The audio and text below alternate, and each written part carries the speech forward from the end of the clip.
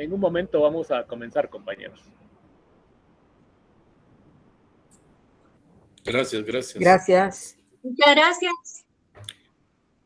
Me imagino que nos citaron 15 minutos antes. Pero a las, ¿O no es pero a así? las 30 ya no se va a poder entrar.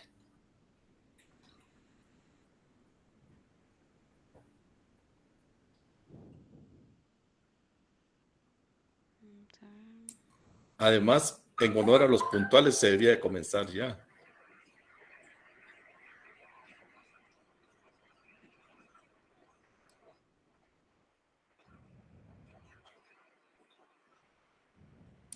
¿Quién está coordinando la reunión? Hola a todos, buenas tardes, un placer saludarles. Buenas tardes, licenciado.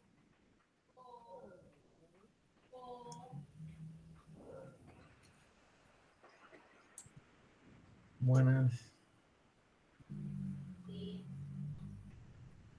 Listo, Luis Alfredo.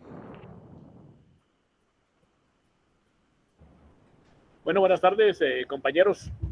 Bienvenidos al seminario permanente de capacitación docente de la Universidad Mariano Gálvez y de la facultad. Este seminario surgió con la intención de darles una capacitación extra a todos los compañeros de la facultad, y la decanatura presentó el proyecto al consejo y el consejo lo aprobó hace 2 semanas. Desde hace 2 semanas se está coordinando la presencia de destacados académicos que nos van a ayudar a la presentación de distintos temas de interés general para todos los académicos que trabajamos en la Facultad de Ingeniería de la Universidad Mariano Gálvez. El día de hoy, pues ya nuestro compañero Otto Hurtarte pues, hará la presentación respectiva del destacado académico invitado, y obviamente después de su conferencia pues podrán hacer sus preguntas respectivas. Entonces a todos bienvenidos. En nombre del ingeniero Rolando Torres les damos la bienvenida y nos alegra que estén con nosotros. Por favor, las indicaciones generales durante la conferencia es que mantengan su micrófono apagado, por favor, para no interrumpir la presentación del destacado académico que tenemos hoy con nosotros. Así que, Otto, adelante, por favor. Muy buenas tardes a todos. Para mí es en verdad un gran placer presentar al expositor del día de hoy, que es Carlos Cifredo Barrios. Él pues, es un destacado académico que ha trabajado durante mucho tiempo en docencia de la física, en didáctica de la física, en investigación alrededor de estos temas. Su currículum es muy extenso y vamos a leer un par de líneas, las más importantes, para que ustedes sepan la calidad de nuestro expositor. Él se gradúa en 1971 de licenciado en Ciencias Físicas de la Universidad de La Habana. A partir de 1972 trabaja en el Ministerio de Educación y es asesor nacional desde 1981 hasta el año 2013. Ha trabajado en múltiples universidades pedagógicas, impartiendo cursos de posgrado sobre metodología de la solución de problemas de física, trabajos experimentales en física y la didáctica de la física en general. Ha presentado múltiples trabajos de investigación en eventos nacionales e internacionales acerca de solución de problemas, trabajo experimental y didáctica de la física. También ha hecho investigación en física teórica en el tema de estado sólido. Desde 1987 hasta 2010 dirigió la Comisión Nacional para las Olimpiadas Internacionales e Iberoamericanas de Física y participó en múltiples eventos de este tipo como miembro del jurado internacional. Me complace decir que las Olimpiadas Iberoamericanas de Física, en donde Guatemala ha tenido una múltiple representación y muchos éxitos con los resultados de los muchachos participantes, prácticamente ha sido una gestión inicial del trabajo del profesor Carlos Cifredo. y eso es una gran satisfacción saber que él inició este proceso y que ha sido de múltiple apoyo al desarrollo de la física en nuestro país. Ha publicado múltiples trabajos de múltiples libros de enseñanza de la física e investigaciones que han sido auspiciadas por la UNESCO y también por el convenio de Andrés Bello. Y pues ha trabajado en el desarrollo de plataformas virtuales que se han utilizado en varios países, pero en Guatemala se ha utilizado el e-Learning is for Life, y también ha trabajado mucho en la promoción de la didáctica de la física a través de lo que son los talleres internacionales de enseñanza de la física. Fue asesor del proyecto para el mejoramiento de la enseñanza de la física en Guatemala, que fue auspiciado por la Universidad de Utrecht y también apoyado por la Universidad de San Carlos. Y ha participado en múltiples proyectos de la UNESCO para el mejoramiento de la enseñanza de la física. Dentro de algunos de los trabajos es que fue coordinador del trabajo de la UNESCO, análisis de la contribución a la formación ciudadana y a la construcción de la paz en las propuestas curriculares para las asignaturas de las ciencias de la naturaleza en las edades de 9 a 14 años. Estas solo son algunas de las múltiples actividades y eventos y temáticas en las que él ha participado. Ha recibido múltiples reconocimientos tanto a nivel nacional como internacional, como la medalla Rafael María de Mendive en 1989, la medalla de distinción por la educación cubana en 1990, profesor honorífico del Instituto Pedagógico Latinoamericano y Caribeño de Enseñanza de las Ciencias, que era una cátedra de la UNESCO a nivel de toda Latinoamérica. También ha tenido múltiples reconocimientos de la Asociación Latinoamericana de Investigación en Educación en Ciencias, la CERA. Entonces, como les digo, este es un pequeño resumen de las múltiples actividades en que él ha participado y que ha promovido. Y pues para mí, siendo amigo personal de Carlos, me complace mucho en presentarlo para esta conferencia del día de hoy, sabiendo que su experiencia no se limita solamente en la enseñanza de la física, sino en la enseñanza de las ciencias y la enseñanza en general. Así que bienvenido, Carlos, es un gusto tenerte. Te agradezco mucho el apoyo para dar esta conferencia, que va a ser de mucha importancia para nosotros. Bienvenido.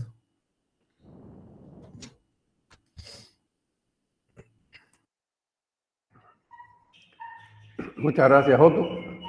Gracias a todos los compañeros. Solo espero que Otto la próxima vez de verdad lea una línea. Bueno,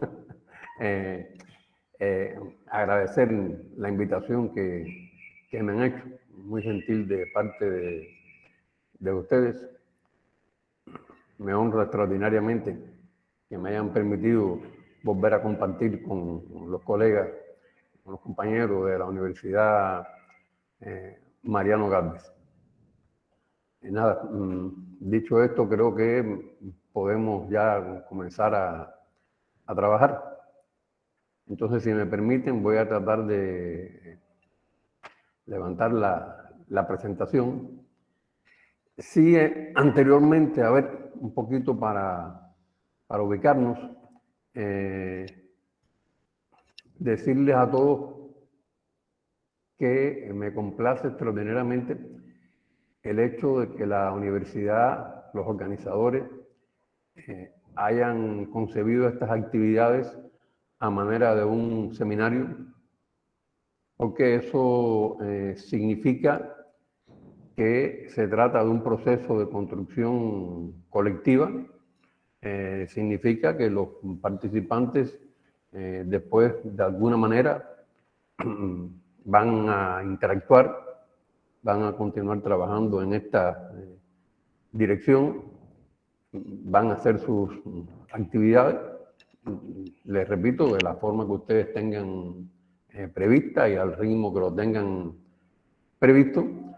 Y en el día de hoy lo que vamos a hacer es una presentación bastante general del tema que simplemente sirva de base para estas reflexiones, que sería lo más importante o que resultaría lo más importante.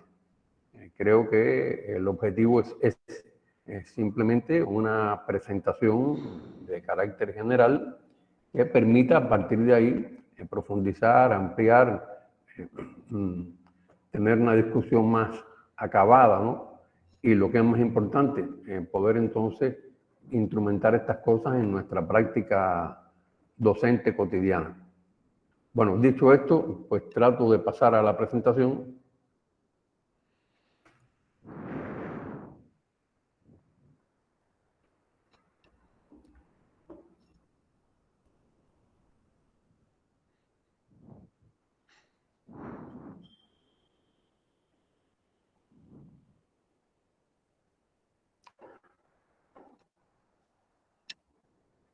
A ver si me ayudan. ¿Estamos ahí ya con la presentación? Sí, Carlos. Sí, ya, perfecto, perfecto. Muchísimas gracias. Bueno, como ya se había anunciado en coordinación con los organizadores, este tema lo llamamos hacia una clase magistral activa. No sé, es posible que estén viendo las imágenes. Yo tuve el privilegio de poder hacer un taller con los profesores de física de la Universidad Mariano Galvez en 2 ocasiones. Hicimos 2 talleres y ahí trabajamos un tiempo relativamente largo. Ellos recordarán entonces que con estas imágenes nos hablan de algunos recursos que ahí utilizamos como el objetivo de contribuir a que las clases fueran clases de física mucho más activas. Y este es uno de los recursos que habíamos utilizado, el llamado análisis de video. Por supuesto que cada uno de estos temas nos llevó varias horas desarrollarlo. También se utilizaron simulaciones, se utilizaron el Physlet y otros recursos como la resolución de problemas, etc. En el día de hoy no vamos a hacer esto. En el día de hoy lo que vamos a trabajar, ya les decía, desde un punto de vista más general.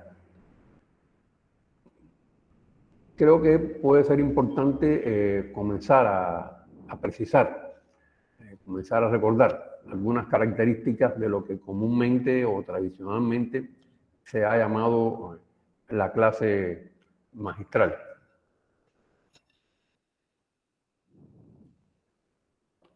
Creo que este cuadro de Rembrandt da una imagen, ¿no?, de lo que típicamente, hablar en pasado un poquito se conocía, sobre todo como una clase magistral. Creo que ya esa idea va cambiando, pero todavía permanece y todavía se utiliza en este sentido. En este tipo de actividad, lo que se conocía como cuestión típica es que el profesor es el que habla, el profesor es el que lleva, por decirlo en un lenguaje sencillo, la voz cantante. Los alumnos esencialmente escuchan la disertación del profesor y de forma ocasional se expresa alguna duda o se expresa algún comentario motivado por el profesor o por iniciativa de los participantes. También es muy cierto que este ha sido tradicionalmente uno de los procederes más empleados en la docencia universitaria y que también ha sido el representante típico del trabajo docente de carácter pasivo, en el sentido de lo que predomina fundamentalmente es esa actividad del profesor exponiendo y de los alumnos recepcionando lo que el profesor está explicando. Típicamente esas han sido las características de la clase magistral durante muchos años, durante mucho tiempo. Si incluso van a cualquier fuente, pues se van a encontrar con definiciones que resumen de una u otra manera estas características. En la actualidad el panorama comienza a cambiar, o ha estado cambiando. Ya hay un consenso, al menos en el plano teórico, al menos en las posiciones que se adoptan, de que las aulas universitarias, y ahora el término aula visto no como un espacio solamente físico, sino también como la posibilidad de un espacio virtual, están dotados con, o deben estar dotados con medios materiales y tecnológicos adecuados, y que la clase magistral se considera como una forma de organización docente que no es pasiva, sino que es una forma de organización docente activa. Y que es un componente de un proceso complejo didáctico, de un complejo proceso didáctico. Dispensen el error que hay ahí en la lámina.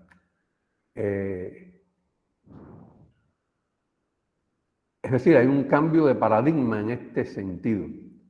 No creo que podamos decir, pienso que todos comparten, que la mayoría comparta mi opinión, de que ese es un proceso que se ha consolidado. Todavía pesa mucho la concepción de la clase magistral que habíamos referido anteriormente, donde lo que predomina, como se acostumbra a llamar en didáctica, es el carácter pasivo. Y ya entienden qué significa esto de que sea una actividad pasiva, donde el profesor es el que expone y los alumnos simplemente reciben, recepcionan. Eso sigue gravitando con mucha fuerza. Depende del centro educativo, depende del claustro del centro educativo. Son muchos los factores que inciden en esto, pero indiscutiblemente que no se ha avanzado en todas partes con la misma velocidad hacia este cambio de paradigma de la clase magistral activa. Incluso también han existido muchas discusiones, así se requiere un cambio de otra naturaleza, si tiene sentido hablar de una clase magistral activa o si la clase magistral es lo que tradicionalmente siempre se ha estado haciendo. Ahora, el hecho de transitar hacia una clase magistral activa tiene profundas implicaciones para el profesor. Podemos intentar sintetizarla en dos grandes cuestiones. Primero, de que ya no se trata de transmitir conocimiento, sino se trata de enseñar a aprender. Ya no solamente ya es el proceso de transmisor de conocimiento, sino es el proceso que conlleva toda la instrumentación para poder enseñar a aprender a los estudiantes por sí mismos de manera independiente. Y en segundo lugar, que eso de hecho convierta al profesor en un investigador, a un investigador de su propia práctica docente, para lograr la mejora constante de sus competencias para el desarrollo de su propia actividad. Esta labor investigativa en la práctica también adquiere múltiples formas, en pequeños grupos, en grandes grupos, en colectivos de profesores, en profesores individuales, pero lo que sí es un rasgo característico de esta transición, si no está presente ese rasgo, difícilmente podamos decir que estamos transitando hacia una clase magistral activa. Es que el profesor deviene un investigador de su propia práctica docente. Bueno, creo que debemos seguir profundizando un poco en esta idea de la clase magistral para conocer bien en qué terreno nos estamos moviendo, qué cosas es lo que queremos hacer, hacia dónde nos dirigimos. Y aquí aparece una primera propuesta de trabajo, que es la de invitarlos a mencionar algunas de las críticas más frecuentes que se hacen a la clase magistral. Dicho de otra manera, hacer un trabajo de reflexión individual y grupal para hacer un listado de los defectos, de las limitaciones que se suelen señalar a la clase magistral, de las principales cosas que se suelen señalar a la clase magistral. En realidad, dadas las características de nuestra actividad, no vamos a hacer ese trabajo. Vamos a hacer referencia a lo que han dicho otros profesores cuando se les ha propuesto reflexionar sobre este tema. Entonces, no es un apretado resumen, sino un resumen de las cuestiones que con más frecuencia decimos los profesores sobre las dificultades, sobre las limitaciones de la clase magistral son las siguientes. Y los invito entonces a hacer una reflexión interna sobre esto, ¿no? Por supuesto, pienso que tal vez apuntaríamos otras que no aparecen aquí, tal vez no contemplaríamos algunas de las que aquí aparecen. Lo que sí les puedo decir es que estas son las que con más frecuencia han citado los profesores que han participado en este tipo de ejercicios. Una de las cosas que apuntan los profesores es que se reducen las fuentes de información a las procedentes del profesor y que por supuesto eso se traduce en un empobrecimiento del conocimiento al que accede el alumno. O sea que hay un predominio muy fuerte de la fuente de información. O sea, la fuente de información fundamental es el profesor y las cosas que él transmite a los estudiantes. Lo otro que también se señala es la reducción de las funciones docentes a la exposición comunicativa del conocimiento. A ver, esto también es un señalamiento que sale con mucha frecuencia, es lógico, es una de las características típicas de la clase magistral y no necesariamente esto es una cuestión que sea una deficiencia, una dificultad, pero es un hecho que se puede convertir, por supuesto, que se puede traducir en una limitación y por eso se plantea como tal. Cuando se reducen las funciones docentes solamente o en gran medida a la exposición comunicativa de los conocimientos. También de que en las clases magistrales no se fomenta, no se contribuye con suficiente fuerza al desarrollo de la actividad intelectual de los alumnos. Bueno, tras esto está el hecho del carácter pasivo de la recepción de los conocimientos.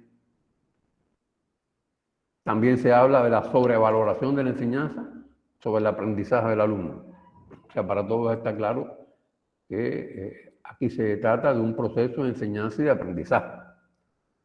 Y que entonces, una de las cuestiones que se señalan como una limitación de la clase magistral es que en este proceso predomina la enseñanza, predomina la dirección de la enseñanza y no se le presta toda la atención al proceso de aprendizaje por parte de los alumnos. También se señala el escaso, en ocasiones incluso se dice del nulo, seguimiento del aprendizaje. Y el empleo abusivo, llegando incluso a ser exclusivo del método expositivo. Hago el paréntesis de que el método expositivo es un método válido en el proceso de enseñanza-aprendizaje. Lo que no resulta válido es su empleo abusivo, su empleo exclusivo o su empleo, vamos a llamarle, indebido de utilizar este método cuando no procede, cuando no es lo más adecuado. Y por último, la sobrevaloración del docente, que de hecho, por las características de la clase magistral, se convierte en la autoridad indiscutible e indiscutida de su disciplina. Estos son los rasgos que con más frecuencia, entre muchos otros, señalan los profesores cuando hacen esta reflexión. De manera preliminar, cuando se examinan este grupo de señalamientos, lo primero que salta a la vista es que estas críticas no expresan una incapacidad intrínseca de la clase magistral, sino que las críticas más bien están hablando del uso que de ellas se hace. O sea, no hay por qué, no se puede inferir de ahí de que esas sean dificultades intrínsecas a la clase magistral. Más bien, les reitero, lo que se puede inferir es que expresan limitaciones del uso que se ha hecho de ella. Y lo otro es que, de hecho, la clase magistral permite llevar a efecto de manera eficaz y económica, tanto en tiempo como en recursos, la función esencial de la docencia universitaria, que es la de introducir a los alumnos en el camino de la investigación científica tecnológica, si queremos ser más precisos en este sentido. Bueno, vale entonces la pena profundizar un poco en esto último, ¿no? Estamos aquí prácticamente enunciando, porque esto no es una declaración, esto es un hecho que la investigación demuestra de que puede ser así, de que la clase magistral permite hacer este tipo de actividades si es usada adecuadamente. Y entonces, cuando también se le pide a los profesores reflexionar sobre esto y dar sus puntos de vista al respecto, se proponen un grupo de argumentos que revelan la utilidad, el valor que tiene la clase magistral. Igualmente, no les voy a pedir a ustedes hacer este ejercicio, simplemente que reflexionen alrededor de esto y contrasten los resultados que hemos obtenido con las ideas de algunos profesores con las que ustedes tienen, y después, por supuesto, pueden ampliar el espectro del argumento de la utilidad y el valor que tiene la clase magistral. Bueno, una de las cosas que más se señalan es que se puede proporcionar en un tiempo breve información que es relevante. O sea, no información para que los alumnos reproduzcan, sino realmente información que es esencial, que es relevante. Información que es actualizada, que quizás no sea información que esté recogida en los libros de texto que son la base de determinada disciplina. E información, por supuesto, organizada, para la cual se han utilizado diversas fuentes. Y puede ser que la localización de todas estas fuentes no sea de fácil acceso para los alumnos. Ya en este momento quizás la dificultad del acceso no esté relacionada tanto como con un problema económico o como con un problema de adquirir los materiales, sino como con la capacidad y la disposición del tiempo para hacer esta actividad. Y bueno, en la clase magistral, es lo que aquí apuntan aquí los profesores, permite hacer eso. En un tiempo breve se puede dar información relevante, actualizada, organizada, de muchas fuentes y que puede resultar en este sentido de difícil acceso para los estudiantes, para los alumnos.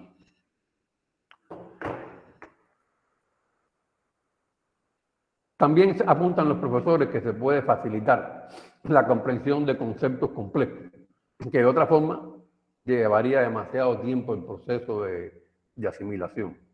También es una de las bondades que apuntan sobre las posibilidades las potencialidades que tiene utilizar esta forma de organización del proceso docente. Igualmente se apunta la posibilidad de facilitar la aplicación de determinados procedimientos en la actividad práctica.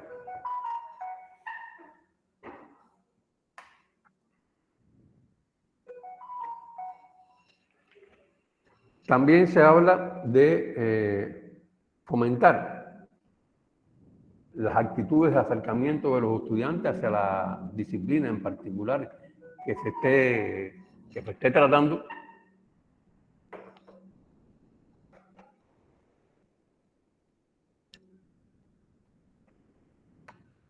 Estimular la motivación hacia la materia, en particular a través de la actuación del profesor, que con su experticia, que con su capacidad derivada de ser un profesional del campo en el cual está impartiendo la disciplina, de su vinculación a las investigaciones, pues entonces está en capacidad de estimular este nivel de motivación a través de su propia actuación.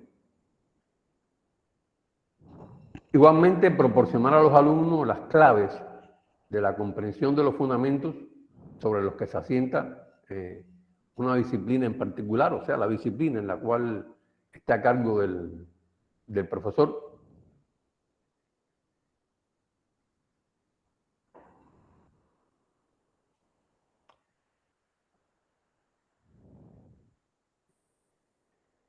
Y estas son esencialmente, este es esencialmente un resumen de las ideas que con más frecuencia aparecen registradas sobre las potencialidades, sobre las posibilidades que los profesores ven que tiene la clase magistral.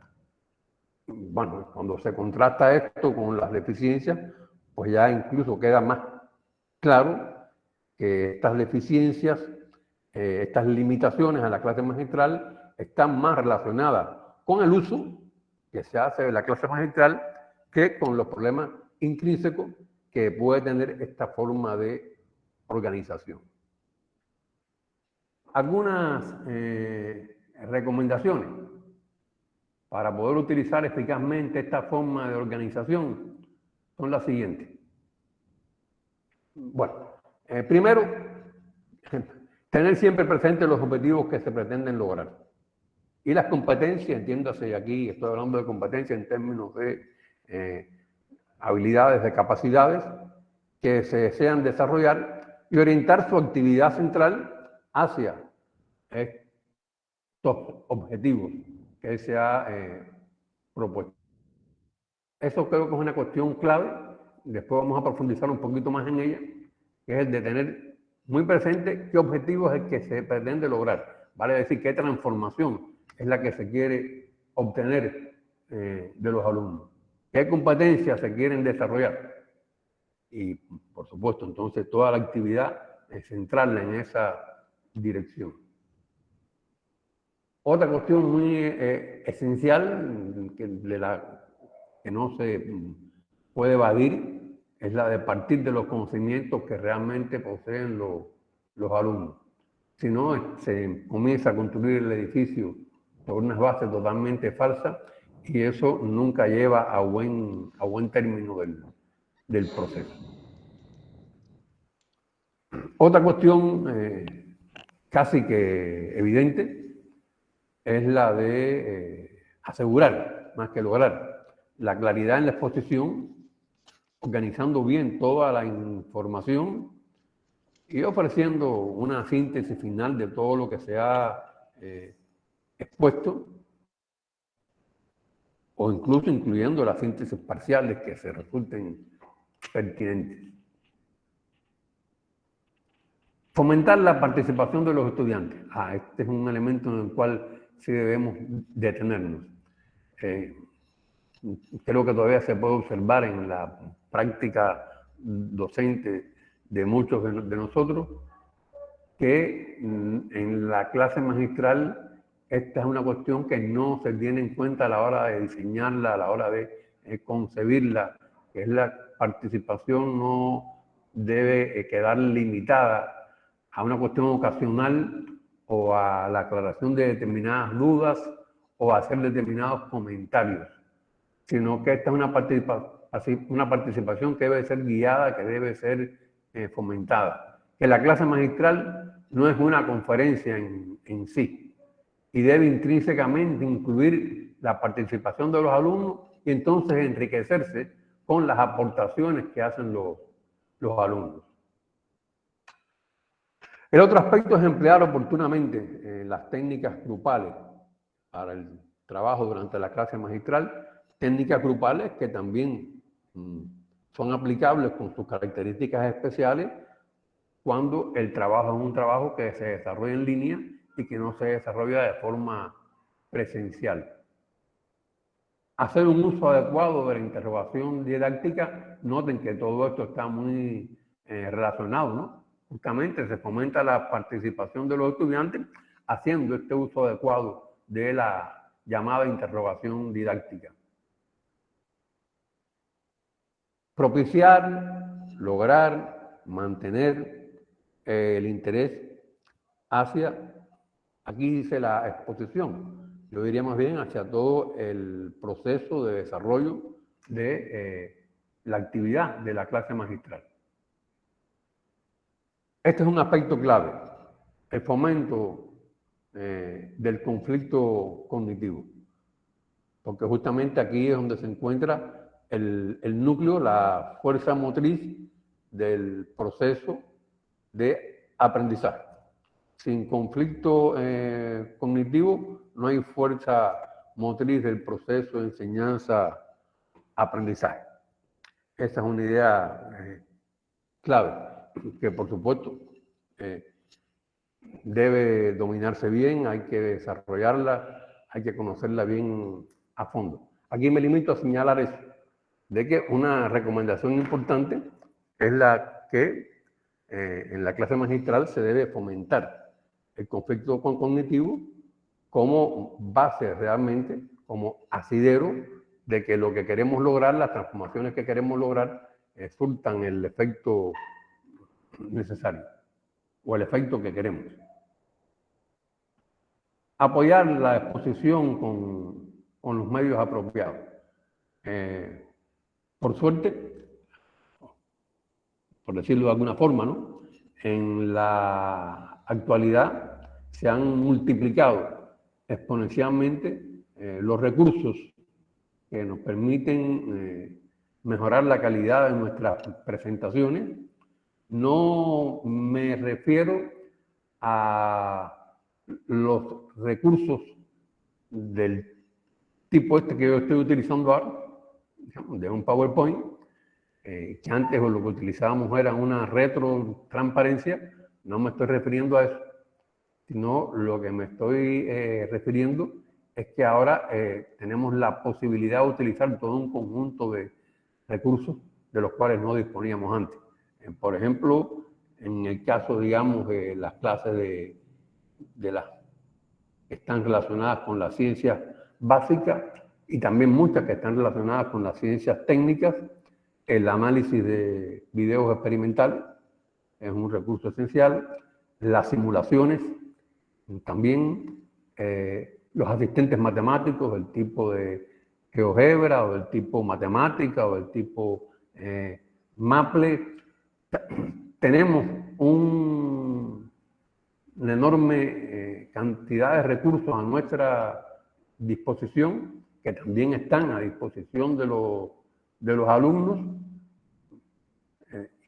que nos permiten realmente enriquecer toda nuestra actividad docente. La propuesta de actividades motivadoras y relevantes para el aprendizaje, propuestas de trabajo, propuestas de actividades para los estudiantes, en los cuales se aprecie la relevancia de las mismas para su proceso de aprendizaje. La retroalimentación de la exposición, aquí como exposición de la actividad que se está desarrollando a partir de las reacciones observadas en el auditorio. Bueno, pongo entre comillas el observadas, porque aquí el observadas ya tiene otro carácter. La actividad puede ser en línea y esta exposición a partir de reacciones observadas no son las mismas o no tienen el mismo carácter de las que observamos cuando estamos en una actividad presencial.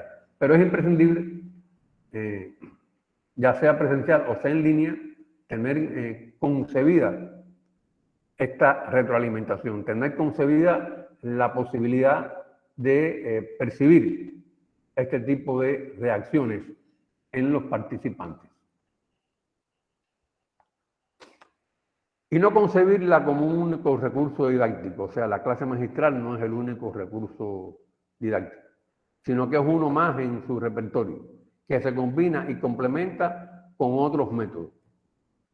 Y aquí estamos ante una disyuntiva a la hora de tener en cuenta esta recomendación, porque en dependencia del centro universitario, en dependencia del país, en dependencia incluso de la forma, vamos a llamarle administrativa, con que desempeñamos nuestra labor docente, puede ser que nuestro rol fundamental o nuestro rol principal es el de conducir la asignatura. A nuestro cargo están las clases magistrales y a cargo de otros profesores o de otros colaboradores o de otros profesores auxiliares están, digamos, las actividades de tipo experimental, los laboratorios, están las clases prácticas, están los seminarios. Y lo que sí sucede es que es un lastre demasiado fuerte para lograr transitar hacia una clase magistral activa, que estas actividades, aunque no las desarrolle el profesor, vamos a llamarle genéricamente profesor principal, pero que las desconozca, incluso que en ocasiones no hayan sido ni originadas ni diseñadas por él mismo, o que no haya la debida coordinación entre estas otras actividades y la actividad que él desarrolla en su clase magistral. La clase magistral por un lado y las actividades experimentales, los seminarios, las clases prácticas por otro lado. Indiscutiblemente que eso es un lastre que no nos permitiría hablar de una clase magistral activa, porque es que esa clase magistral no es el único recurso. Y aunque no sea el profesor principal el que le esté desarrollando, sí tiene que tener esa perspectiva y conocer qué se está haciendo o qué se va a hacer y apoyarse en eso. Y en su disertación incluir y tener presente todos esos elementos. Esa es una cuestión que en nuestra opinión resulta clave. Bueno,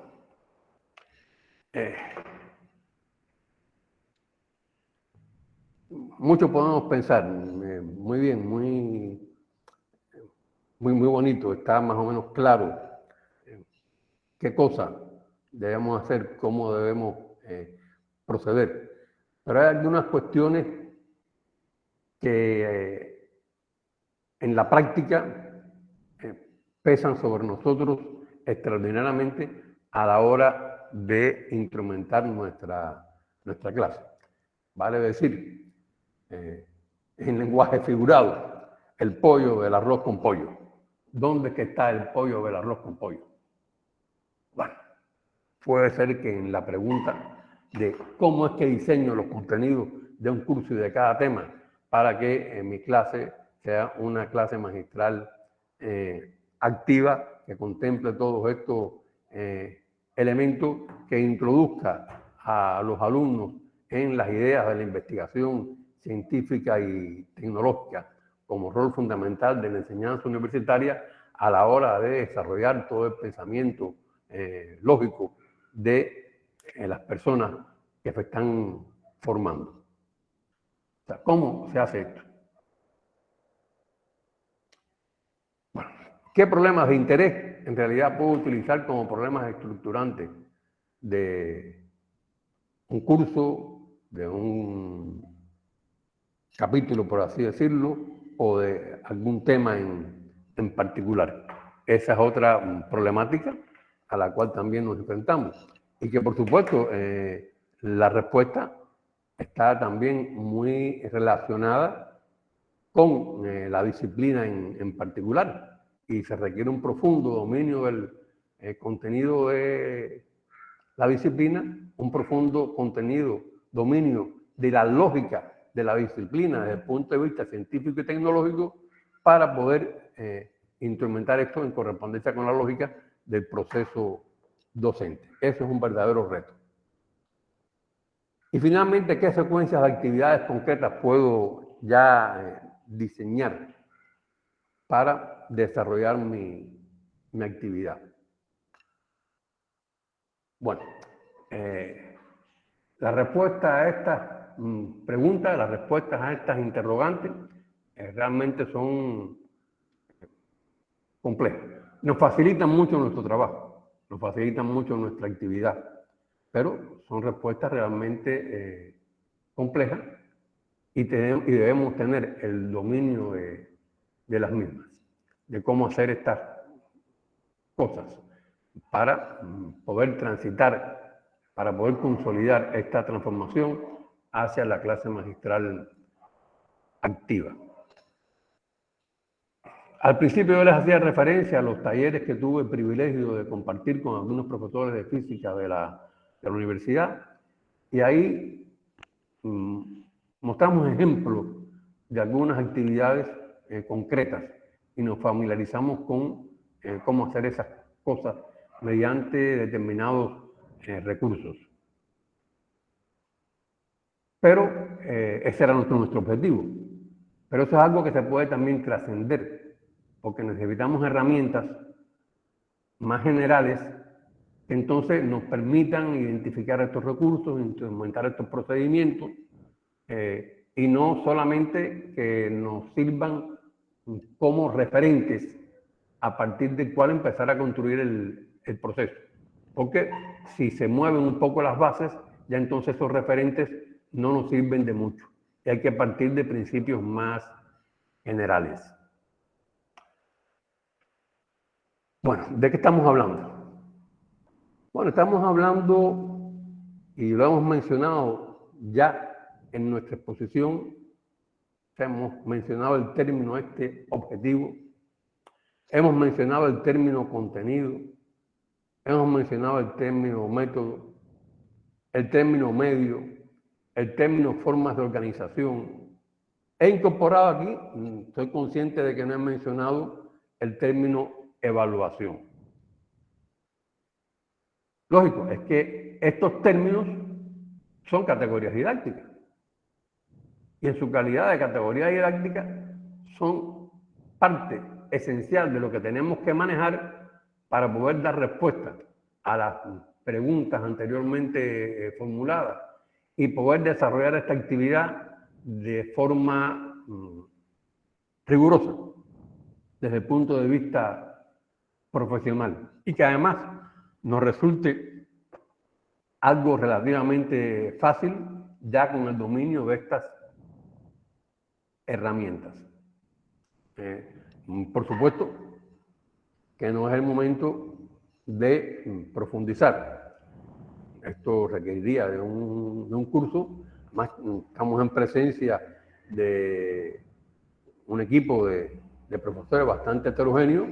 No me cabe la menor duda de que muchos tienen un dominio amplio de estas categorías didácticas, otros quizás no tengan un dominio tan acabado porque comienzan su actividad docente de forma más reciente, algunos por estudios específicos que han hecho, otros por la propia práctica docente, pero hay diferentes niveles de acercamiento a estas categorías didácticas y eso ya requeriría de un trabajo en esta dirección con otras características.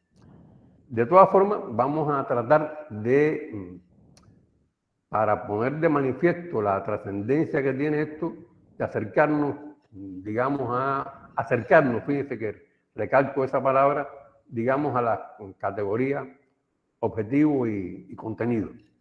Bien, bueno, aparte de las categorías, otra cuestión también clave, sin pretender abarcar todo el espectro de la didáctica, son el sistema de principios didácticos. El sistema de principios también es algo que tenemos que tener en la mano por el valor práctico que eso tiene, ¿no? Valor teórico, Boltzmann decía, no hay nada más práctico que una buena teoría. En ese sentido que estoy hablando del valor práctico. Entonces, hablemos un poquito sobre el asunto de los objetivos. Miren, los objetivos nosotros lo consideramos que es la categoría rectora. Y en los últimos tiempos, un poco en la práctica de algunos centros educativos, incluso a nivel superior, eso se ha ido como difuminando un poco. Y en nuestra opinión eso debe ser retomado. El objetivo es una categoría didáctica rectora, porque es el que expresa la transformación que se desea lograr, tanto desde el punto de vista profesional como de la formación integral del profesional que se está formando en nuestras instituciones. Y eso determina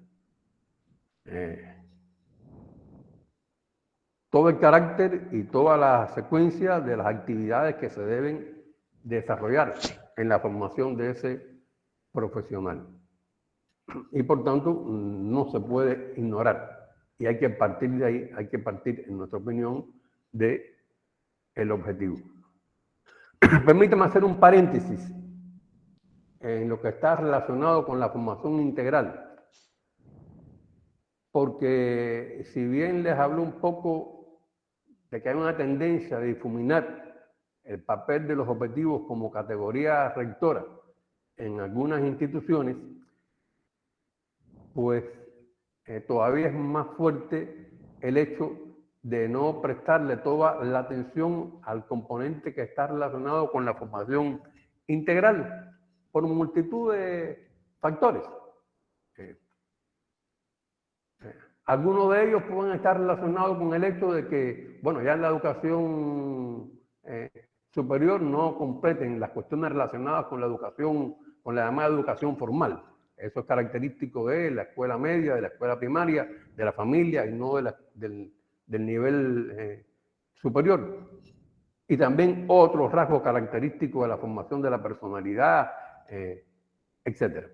Pero es que no me estoy refiriendo exactamente a eso, que creo que es un elemento muy importante y al cual tampoco es ajena la educación universitaria, pero no me estoy refiriendo exactamente a eso. Me estoy refiriendo a aspectos de la formación integral que son intrínsecamente profesionales. Quizás a muchos les resulte familiar el caso de Peterson, de Quijo y del tetraetilo de plomo, o sea, de su vínculo con el tetraetilo de plomo.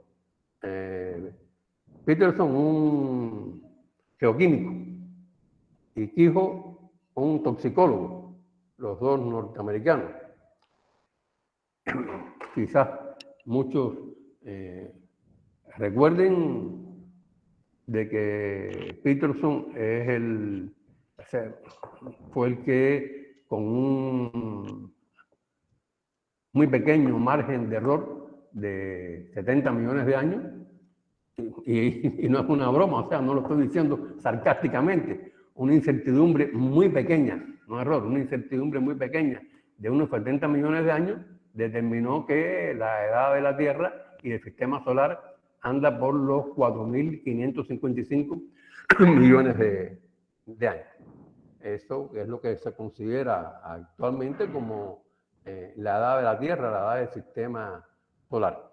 Y que eso se hizo a partir de las mediciones del plomo residual, producto de la desintegración radioactiva del uranio en materiales meteóricos. Una labor que duró muchísimos años, ¿no?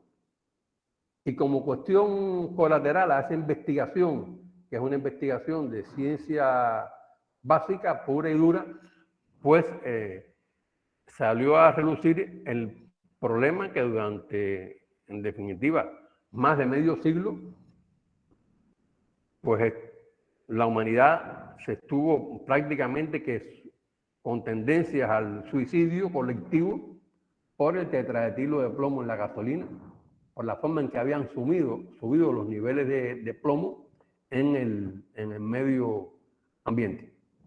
Y este señor en realidad tuvo que hacer un trabajo, no es la palabra mejor, de que tuvo que hacer un trabajo, sino que se vio sometido a presiones de todo tipo para dejar su trabajo, para dejar de denunciar esta situación derivado de que las grandes compañías, por supuesto, de la química y del petróleo en particular, pues querían continuar usando estos aditivos para elevar el rendimiento de los motores de combustión interna, añadiéndole el tetraetilo de plomo a la gasolina, que es mucho más económico que usar gasolina altamente refinada para mejorar la eficiencia. Y durante varias décadas se estuvo utilizando, como creo que la mayoría conocemos, el tetraetilo de plomo, aunque estaba la evidencia clara de lo que estaba trayendo eso, que realmente era una cuestión muy lesiva a la salud humana y que de haber permanecido, pues hoy no sabríamos de qué estaríamos hablando. Sin embargo, por otra parte, el toxicólogo Quijo, pues fue uno de los defensores a ultranza de que se podía seguir usando sin mayores dificultades el tetraetilo de plomo a partir de la evidencia por su compromiso con estas grandes compañías, con estas grandes empresas. No sé si todos nos percatamos, ¿no?, de la diferencia de actitudes. Y por supuesto que yo no pretendo decir que esas diferencias de actitudes se deben única y exclusivamente a su formación universitaria, pero indiscutiblemente que las universidades tienen que jugar un rol importante en la formación de los profesionales en esta dirección si queremos salvar el planeta. Ese es un hecho clave. Y no se puede subestimar entonces el problema de que en los objetivos esté incluida la formación integral del profesional, incluyendo las cuestiones éticas e incluyendo las cuestiones estéticas. Bueno, los biólogos podrán mencionar también toda la situación de Babilos y de Lysenko. Sé que muchos de ustedes también podrán mencionar casos concretos en sus respectivas especialidades donde eso nos grita, nos llama la atención sobre la importancia, sobre la trascendencia de atender tanto la formación profesional como la formación integral de los profesionales. Si no son las universidades quien hace eso, bueno, es muy difícil decir quién lo puede hacer con efectividad. Cierro este comentario, cierro este paréntesis y vamos a ver algunos elementos claves de la estructura de los objetivos. Miren, en la estructura de los objetivos están los conocimientos que deben ser adquiridos por los estudiantes, las habilidades que deben ser desarrolladas, los hábitos que deben adquirir, las capacidades que se deben lograr. Y por supuesto también están las convicciones, los sentimientos, las actitudes, el carácter, los motivos y sus intereses o sus intereses.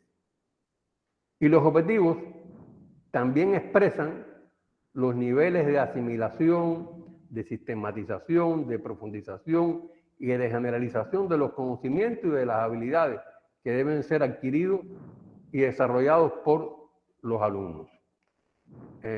Noten de que se está hablando aquí de todo un grupo de términos que hay que manejar con precisión.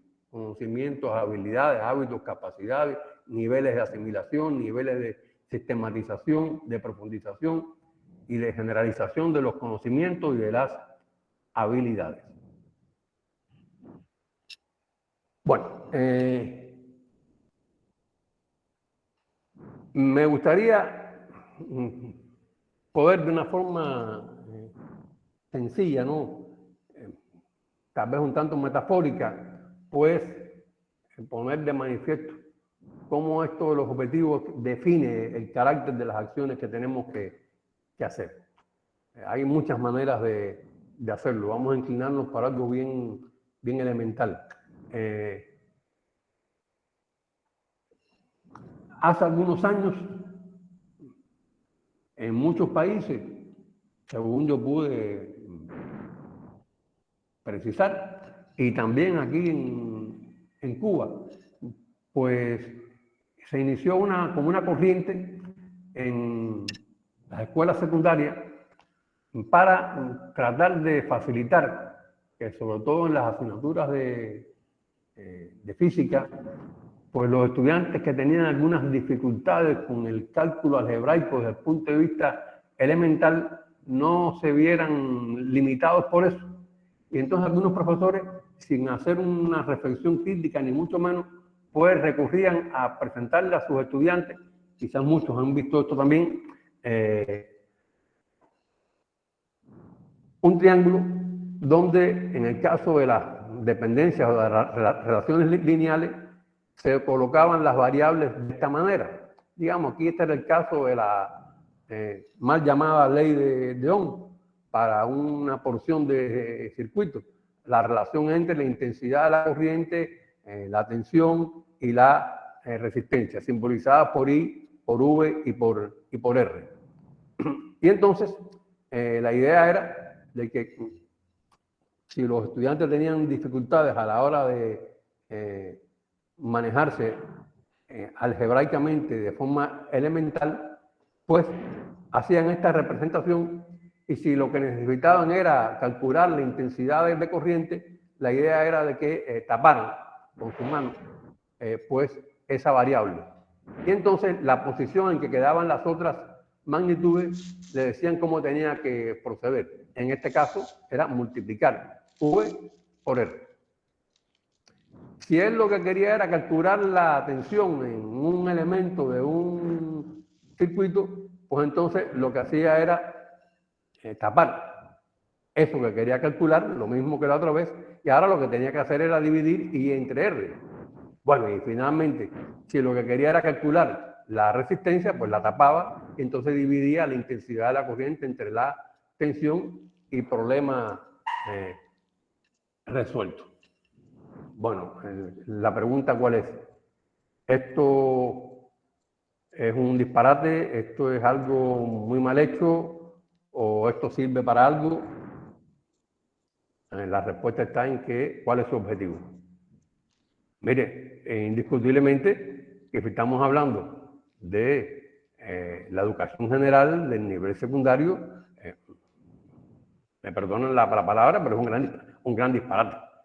Bien, esto no fomenta el desarrollo del pensamiento lógico, no contribuye a que los alumnos consoliden sus conocimientos matemáticos, evade esta laguna o dificultad que pueden tener los estudiantes y no la resuelve, etc.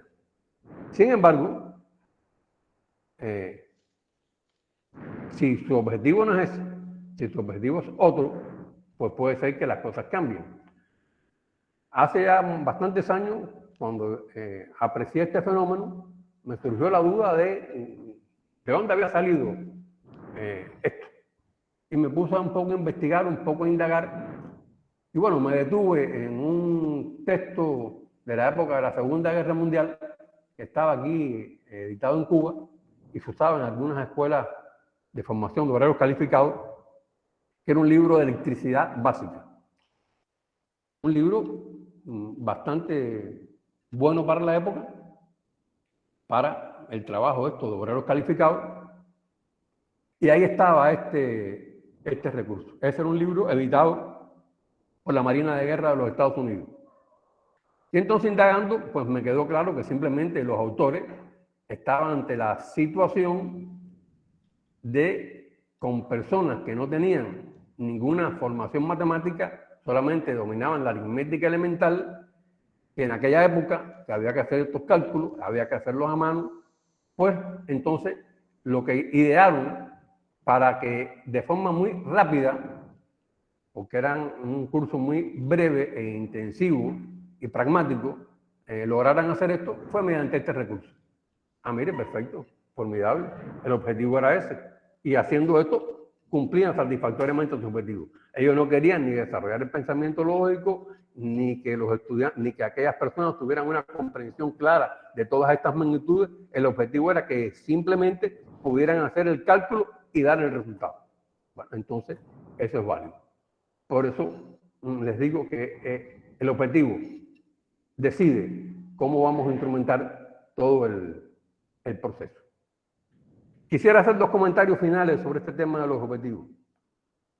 Uno es que al tratarlos en su condición de categoría didáctica rectora, se toma distancia de las posiciones conductistas, con que muchas veces se suele asociar este término y que ha sido fuente de una gran distorsión y, entre otras cosas, quizás del alejamiento de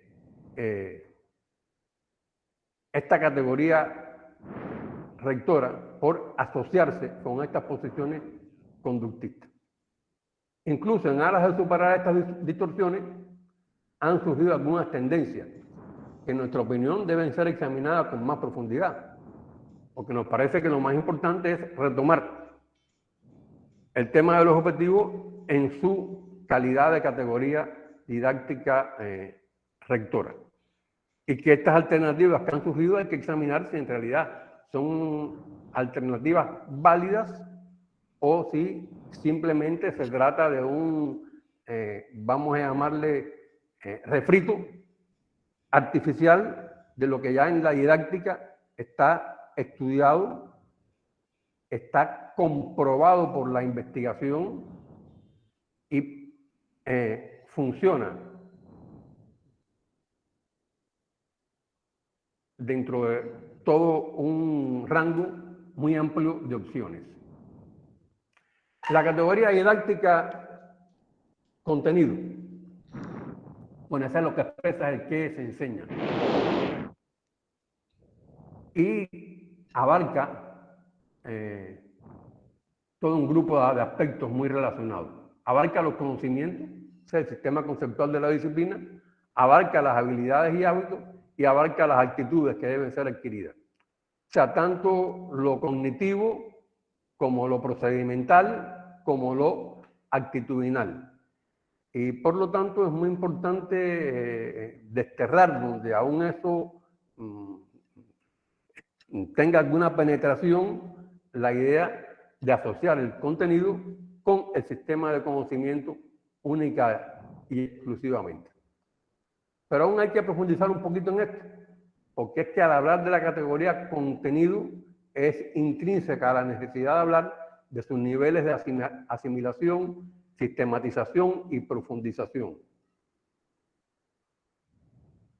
Y como niveles de asimilación, que se puede manejar también de otra forma, hay varias posiciones en la didáctica en esta dirección. Nosotros un poco nos adscribimos a los niveles, caracterizarlo como de familiarización, como de reproducción, como nivel de aplicación y como nivel de creación. Por supuesto que lo típico en la educación universitaria son los niveles de aplicación y de creación de los conocimientos, aunque en ocasiones determinadas disciplinas, determinadas materias requieren pasar tal vez muy rápidamente primero por los niveles de familiarización y de reproducción antes de pretender que los estudiantes sean capaces de aplicar y de crear sobre la base de esos contenidos. Como niveles de sistematización, que por supuesto en cada disciplina hay que contextualizarlo a las mismas, están los niveles de concepto, de ley, de teoría y de cuadro. Entonces, tener claridad de qué consiste esto para las diferentes disciplinas también es algo muy importante. Y los niveles de profundidad que por lo general transitan del cualitativo descriptivo al cuantitativo, o en el caso de algunas disciplinas, al cualitativo explicativo, porque no es una característica de ellas, el trabajo de forma cuantitativa con los diferentes contenidos. Bueno, decirles que, en nuestra opinión, el tránsito hacia una clase magistral activa es un imperativo estratégico. O sea, consolidar ese tránsito es un imperativo estratégico. Y a estos efectos hay algunas cuestiones que son muy recomendables. La primera es la que, si bien hay que asegurar por parte de todos los docentes el dominio de los contenidos específicos de su disciplina, sin eso, por supuesto, que no tiene nada sentido, también hay que asegurar el dominio de la didáctica del trabajo con esos contenidos. Fíjense que incluso no hablo aquí de la didáctica desde el punto de vista general, sino también ya estoy hablando de la didáctica desde el punto de vista específico. Porque si bien los conocimientos didácticos generales son esenciales, pues los conocimientos didácticos que están relacionados directamente con la disciplina en cuestión también resultan claves. Y no derivan necesariamente estos últimos de los primeros. Ahí no hay una derivación lineal, porque los contenidos, la didáctica de los contenidos específicos está determinada más por la ciencia madre, por la disciplina madre, que por la propia didáctica. Hay una interacción, ¿bien? Por la propia didáctica general, que por supuesto que gravita sobre esto. Pero hay que tener muy en cuenta la ciencia madre a la hora de establecer la didáctica con que se trabajan los contenidos. En segundo lugar, retomar lo que habíamos dicho de la necesidad de propiciar el trabajo investigativo del proceso docente por parte de los profesores que lo desarrollan. O sea, el tránsito hacia la clase magistral implica eso, implica que el profesor se convierta en un investigador del propio proceso que él desarrolla. Y por último, la necesidad de que instrumentar, tal vez incluso eso hasta requiera de un trabajo en el plano de la administración general del centro educativo, los procedimientos que permitan estrechar los vínculos entre las diferentes formas de organización del proceso docente, de manera tal que no haya un divorcio entre la clase magistral y las otras formas de organización, dígase laboratorio, dígase actividades prácticas, dígase seminarios, dígase clases prácticas. Bueno, solamente me resta agradecerles y si existiera la posibilidad de detallar algún aspecto de interés particular, pues quedo a la disposición de ustedes. Así que les reitero las gracias a todos y nada, que los organizadores pues tomen la rienda.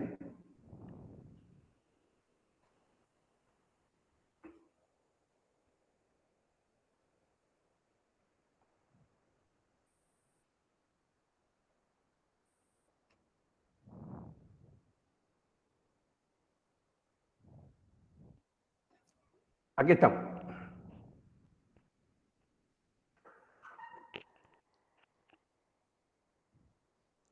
Vamos a pasar a las partes de las preguntas, Luis Alfredo.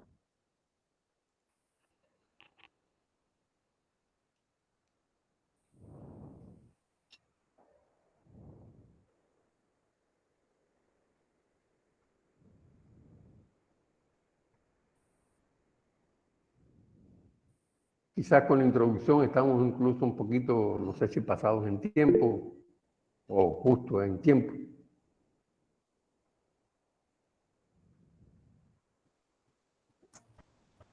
Bien, si alguien tiene alguna pregunta específica para... Ya Ahí iba a preguntar está por otro. Manuel Adolfo Galvez Baizay, tiene una pregunta, por favor, Rick, o ingeniero. Gracias, ingeniero. Muy amable. Se planteaba de las categorías didácticas y se mencionaron varias, pero también no se mencionó las competencias. Y las competencias es la metodología que se está empleando más que todo en las clases prácticas, porque nos pide saber hacer, saber ser y saber, ¿verdad? Entonces quisiera ver cuál es su parecer a este respecto. Gracias. Una pregunta muy buena y además muy fuerte. Le agradezco mucho. Le agradezco mucho. A ver, ¿qué sucede? Está claro que todos los días se continúa avanzando en la investigación en el campo de la didáctica, al igual que en el resto de los campos. Y surgen tendencias y ideas. Yo me he limitado a señalar lo que en la didáctica se consideran categorías en el sentido filosófico del término categoría por a través del tiempo, su permanencia, su versatilidad, su implementariedad. Esta tendencia de las competencias comparativamente, aunque haya un tiempo, comparativamente joven. No soy un experto en ese campo. Confieso, tal vez sea una limitación mía, del equipo también de personas con las cuales trabajo, puede ser que sea nuestra limitación. Estamos profundizando en esa dirección, pero no logramos ver, no logramos determinar cuál es la esencia. O sea, en la didáctica está la categoría, está de habilidades y la diferenciación entre lo que se conoce rigurosamente en didáctica como habilidades y lo que se le está llamando competencia no queda del todo claro. Hay una importación del mundo empresarial del término de competencia, una extrapolación al mundo educativo. Y eso puede ser un acierto, a la larga puede traer sus resultados, pero hasta el momento, hasta donde conocemos, hasta donde conozco, eso no nos queda muy claro. Y no lo utilizamos. O sea, no utilizamos esa categoría. O sea, no utilizamos ese término de competencia en nuestra implementación, en nuestra concepción didáctica. Eso es lo que le puedo decir y por eso es que no figura. Podríamos añadir otras cosas ahí. De hecho, los principios didácticos también tienen el carácter de categorías didácticas bajo el sistema, bajo el manto del sistema de principios didácticos. Bien, y la concepción de categoría. Se puede decir que los principios didácticos se integran ahí. Pero no nos resulta necesario, por decirlo de otra manera, trabajar con el concepto de competencia.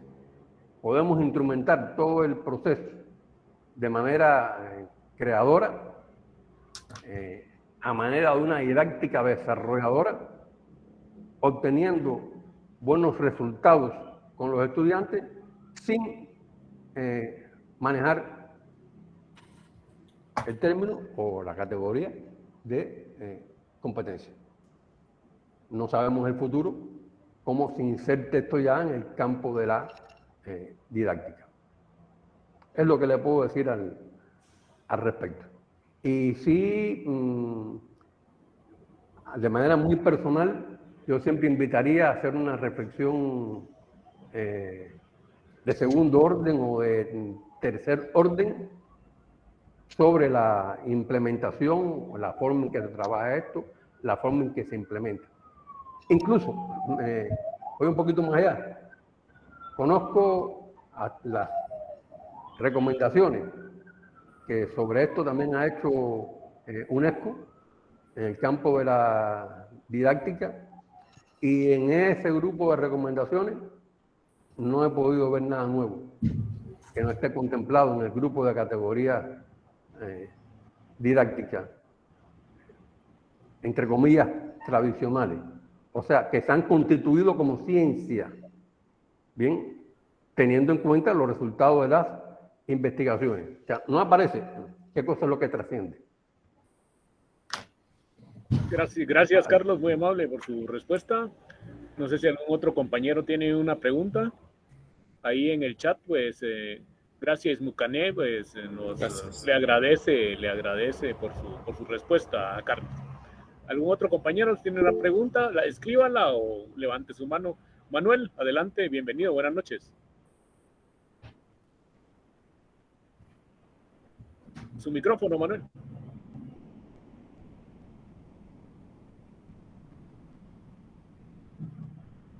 Habilite su micrófono, Manuel.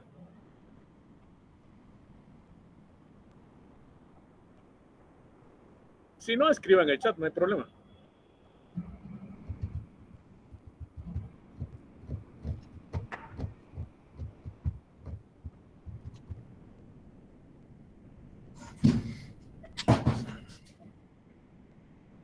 Cualquier otro compañero, pues levanta su mano o escribe su pregunta en el chat si hay algún problema ahí de comunicación.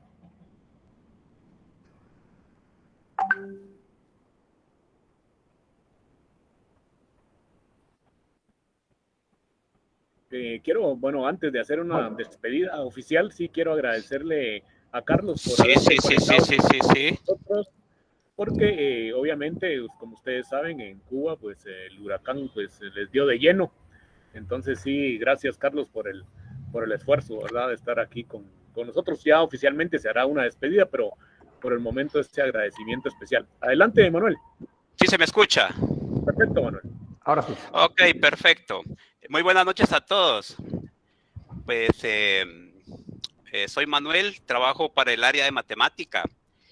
Y escuchando a Carlos y Fredo, pues definitivamente la parte pedagógica didáctica a nosotros nos cae muy bien. Debemos de recordar que las principales categorías de la didáctica son la capacitación, la enseñanza, el aprendizaje, la educación, el conocimiento, la adquisición de habilidades, las metas que queremos conseguir, los contenidos, la organización, los tipos y formas y métodos, además de los medios, que en este caso pues estamos con los medios electrónicos, ¿verdad? Que son los que estamos utilizando hasta el momento, pero yo creo que por la clase de conferencias que nos están dando, creo que ya nos vamos a ir a la presencialidad. Entonces, la situación es esta, Carlos. Yo estoy preocupado. ¿Cómo nosotros podemos aplicar las categorías de la didáctica para el bajo rendimiento que tienen los estudiantes hoy por hoy en nuestra facultad? Porque les cuento que yo trabajo con algunos cursos que son a nivel medio, donde los muchachos han tenido que, con antelación, tener los cursos de cálculo 1, cálculo 2, cálculo superior, y realmente yo doy métodos numéricos. Y realmente me he dado cuenta que los jóvenes, a partir de la pandemia, o sea, los que son de pandemia, están muy mal preparados. Entonces mi pregunta sería, ¿cómo podemos nosotros ahora magistralmente utilizando las categorías que tú has hablado, aplicarlas para subir ese nivel que viene tan bajo de los estudiantes. Si fueras tan amable. Bien, excelente, muy acertadas tus reflexiones, ¿no? Además de la pregunta, es cierto que hay una gran diferenciación, aquí también la sentimos, entre la situación de la escuela antes de la pandemia y después de la pandemia. Antes de la pandemia podíamos tener toda una serie de inconformidades, ¿no? Y ahora esas inconformidades en la etapa post-pandemia pues se han acrecentado. Por supuesto que eso estaba previsto, que eso se esperaba como un resultado lógico. Los muchachos estuvieron mucho tiempo sometidos a un régimen totalmente distinto, casi en el caso nuestro de educación bajo el manto de la familia, apoyado por la televisión y apoyado un poco también por los recursos informáticos que todavía en nuestro país no tienen la presencia, va creciendo por días, pero incluso a pesar de un grupo de facilidades, ¿no? Pero hay cosas que trascienden a las facilidades, digamos, ¿qué le podría decir en este campo de la educación? O sea, todo lo que es de nivel educativo no consume datos. O sea, ahí hay un convenio, hay una situación que todo lo que usted haga en el campo educativo, usted accede a él y eso no le consume nada de su cuenta telefónica. Eso es totalmente gratuito. Ya se pasa el día ahí conectado y descargando o subiendo material. Eso es sin costo. Pero así todo, hay una marcada diferencia en la situación antes de la pandemia y después de la pandemia. Yo lo que quería precisar es lo siguiente. A ver, cuando yo hablo de el dominio de la didáctica y simplemente traté de, tanto general como específica, simplemente traté de mostrar la trascendencia que esto tiene, hablando del tema de las categorías didácticas por su impacto tan directo y el hecho de que eso lo que define son en herramientas para nosotros poder instrumentar coherentemente el proceso. Si el dominio de esas herramientas es lo que nos permite, nos da la seguridad que lo que estamos instrumentando, que lo que estamos diseñando, si estuviéramos en béisbol diría que está en la zona de strike, no es que sea exacto, siempre hay una incertidumbre, pero que va en la dirección correcta, con bastante buena precisión. Si no tenemos el dominio de la didáctica general y la didáctica específica de nuestra disciplina, pues el riesgo de incurrir en distorsiones es muy amplio y de que no logremos instrumentar bien el proceso. El otro fenómeno es un fenómeno que tiene otras características. Ya aquí no se trata de intentar trascender de forma consolidada hacia una clase magistral activa como forma de organización básica, central del nivel universitario, sino ya aquí se trata de instrumentar procedimientos muy específicos para tratar de mejorar, de compensar esa situación. Y eso depende de cada centro de educación superior, depende de cada país, de cómo lo instrumente. Para eso no hay una receta. Eso incluso se escapa de estos procederes didácticos, ¿no? Con esos procederes yo lo que puedo es instrumentar bien el proceso.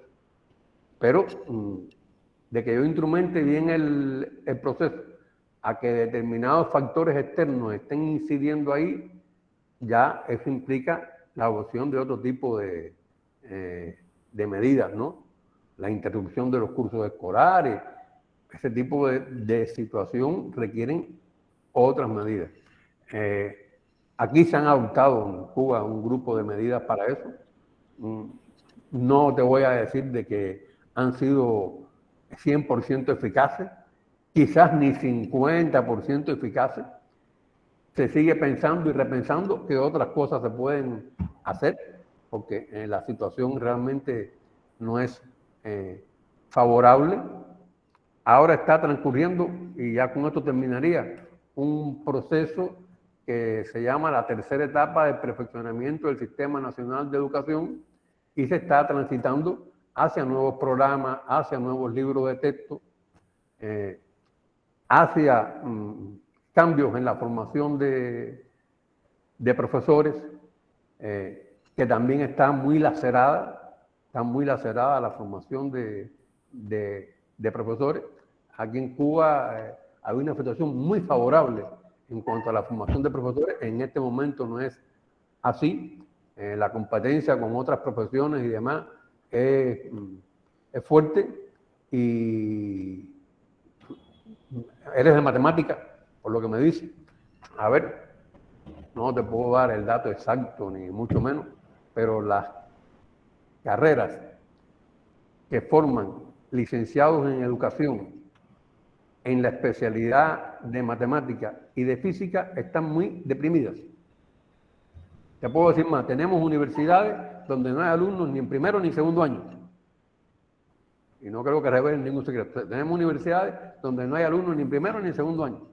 Quedan nada más que los tercero, cuarto año y quinto año. ¿Sí? Y entonces ya ahí hay un bache tremendo que se va a formar, ¿no? Y puedes buscar cosas alternativas. Profesores que se forman de manera acelerada, gente que prepara, estudiantes universitarios que van a cubrir esos espacios, pero no es lo mismo que un profesor que tú has formado en la universidad, tanto desde el punto de vista teórico como desde el punto de vista práctico, porque esos profesores que se forman, esos licenciados en educación, tienen su periodo de práctica docente, de práctica activa. Ya cuando egresa, no es un profesor experimentado, pero es un profesor preparado para insertarse en la escuela y hacer las cosas debidamente. Eso indiscutiblemente que afecta. O sea, se pueden tomar todo un conjunto de... Gracias Carlos, muy amable. Bien. Gracias Carlos, muy amable. Ya la última pregunta se la vamos a dejar a Manuel Adolfo, por razones de tiempo. Entonces, Manuel Adolfo, bienvenido, buenas noches. Gracias, muy amables.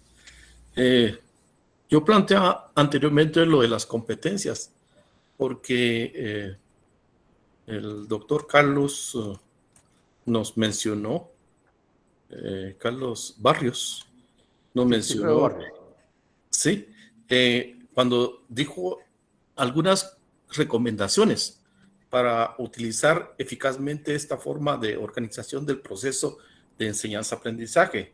Tener siempre presentes los objetivos que se pueden lograr, las competencias que se pueden desarrollar y orientar su discurso hacia ellas. Eso fue textualmente citado en sus diapositivas.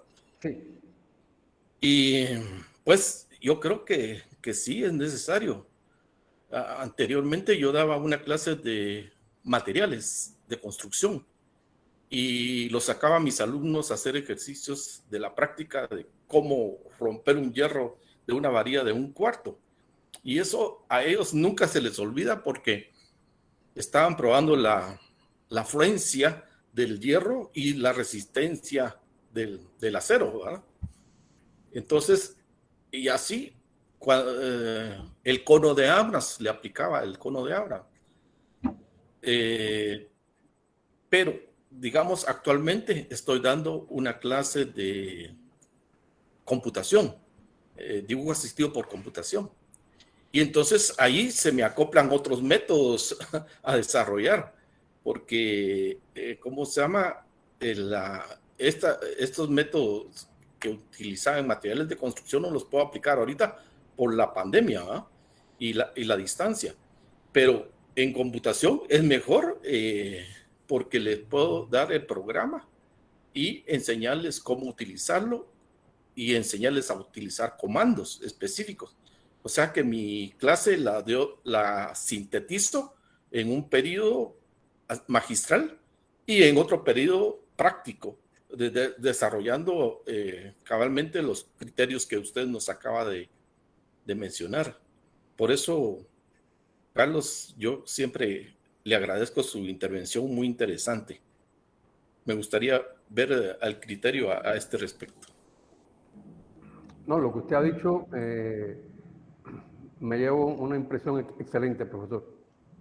Excelente, realmente me parece que es una manera de proceder.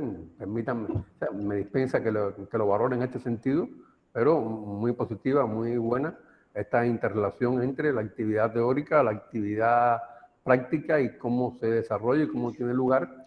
Creo que es algo muy bien. Creo que es cómo se debe proceder. En relación con la observación que usted me hacía, es muy cierto, incluso está puesto ahí en la diapo.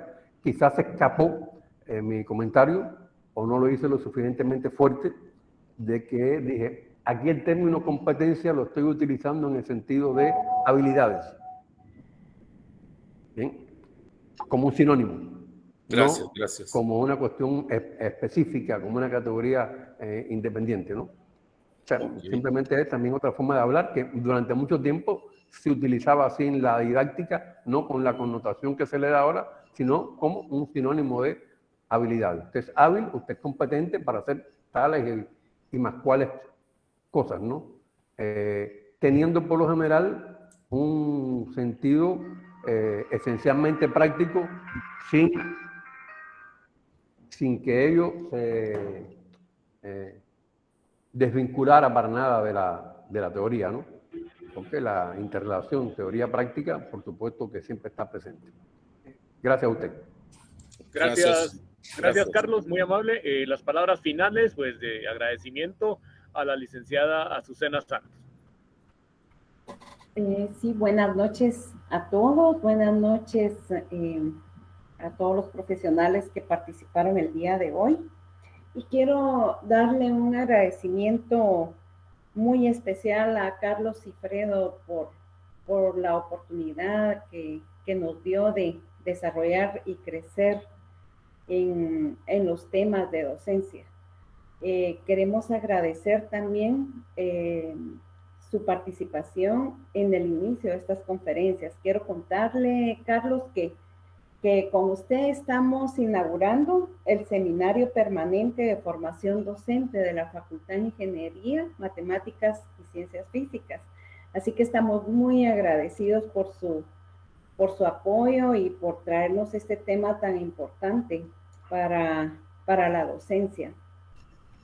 Y también quiero agradecer a todos los profesionales que participaron el día de hoy, que asistieron a esta primera conferencia e invitarlos a la próxima conferencia, ¿verdad? Que tenemos ya planificada para el viernes 21 de octubre.